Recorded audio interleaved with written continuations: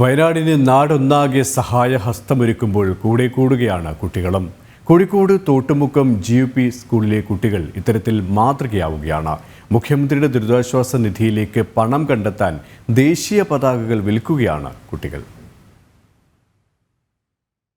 സ്വാതന്ത്ര്യദിനാഘോഷങ്ങൾക്ക് മുന്നോടിയായി ദേശീയ പതാകകൾ വീടുകളും കടകളും കയറിയിറങ്ങി വിൽക്കുകയാണ് കുട്ടികൾ. കുട്ടികളുടെ നല്ല മനസ്സ് കണ്ടറിഞ്ഞ് ഓട്ടോ തൊഴിലാളികളടക്കം പതാകകൾ നിറഞ്ഞ മനസ്സോടെ വാങ്ങിക്കുകയാണ്.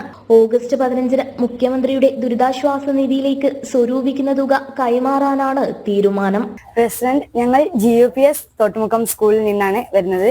നമ്മുടെ ഫ്ലാഗ് ചലഞ്ചിന്റെ ഭാഗമായിട്ടാണ് ഞങ്ങൾ വന്നിട്ടുള്ളത്.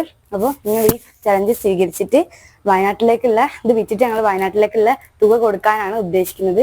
ഒരു വട്ടം ഞങ്ങൾ ഇവിടെ ഇതെല്ലാം കൊടുത്തതാണ്, കളിപ്പാട്ടങ്ങള് എല്ലാം കുട്ടികളെ സഹകരിച്ചിട്ട് ഞങ്ങൾ കൊടുത്തതാണ്. അപ്പോൾ ഇതിന്റെ ഭാഗമായിട്ട് നിങ്ങളൊന്ന് സഹകരിക്കുക. കൊടിയത്തൂർ പഞ്ചായത്ത് പ്രസിഡന്റ് ദിവ്യ ഷിബു ആണ് ഫ്ലാഗ് ചലഞ്ച് ഉദ്ഘാടനം ചെയ്തത്. കുട്ടികളുടെ പ്രവർത്തനം മികച്ചതും മാതൃകാപരമാണെന്നും നാടിനൊന്നാകെ അഭിമാനം പകരുന്നതാണെന്നും ദിവ്യ ഷിബു പറഞ്ഞു. വയനാട്ടിലുണ്ടായ ദുരന്തം നമ്മളെല്ലാവരും കാണുകയും കേൾക്കുകയും അറിയുകയും ചെയ്തിരിക്കുന്ന ഒരു ദാരുണമായ സംഭവമാണ്.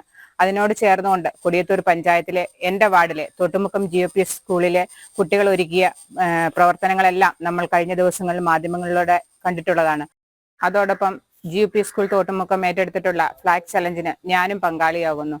വയനാട്ടിൽ ദുരിതം അനുഭവിക്കുന്നവരെ കൈകോർത്ത് ചേർത്ത് പിടിച്ചുകൊണ്ട് വരുവാൻ നമുക്ക് ഒന്നിച്ചു നിൽക്കാം. പ്രധാന അധ്യാപിക ഷെറീനയും PTA ഭാരവാഹികളും രക്ഷിതാക്കളും കുട്ടികൾക്ക് പിന്തുണയുമായി കൂടെ തന്നെയുണ്ട്. വയനാട്ടിലെ ദുരിതബാധിതർക്കായി ഇത് 2ാം തവണയാണ് തോട്ടുമുക്കം സ്കൂളിലെ കുട്ടികൾ കൈകോർക്കുന്നത്. ദുരിതാശ്വാസ ക്യാമ്പിലെ കൂട്ടുകാർക്കായി ശേഖരിച്ച കളിപ്പാട്ടങ്ങളുമായി കുട്ടികളും അധ്യാപകരും ചുരം കയറിയിറങ്ങിയത് കഴിഞ്ഞ ദിവസമാണ്. ജനം, കോഴിക്കോട്.